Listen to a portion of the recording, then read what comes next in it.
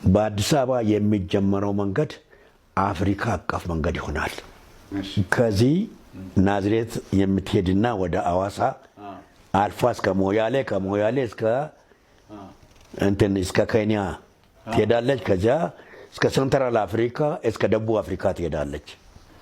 ከዚህ እስከ ካሜሩን ከዚህ እስከ ኢጅፕት ትሄዳለች። እቺ የተጀመረችው መንገድ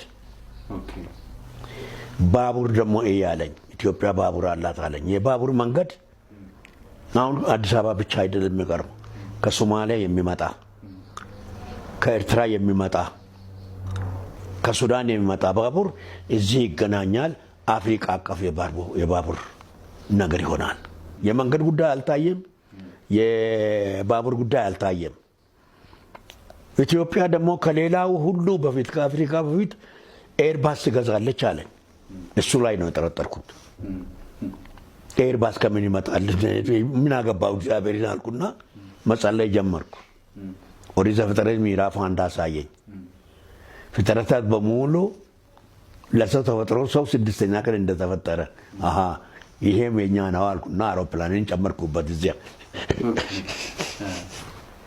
ይሄ የኛ ውሃዎች አሁን ሜዳ ለሜዳ ዝም ብሎ የሚፈሱት ከግራና ከቀኙ አትክልትና ፍራፍሬ በጣም እንደሚበዛ መስኖ እንደሚበዛ ያን ሁሉ ነገረኝ።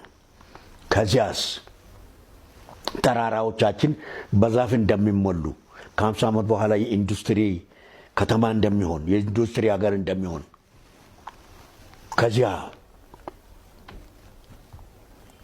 ከዚያስ ሌሎች የአፍሪካ አንድነት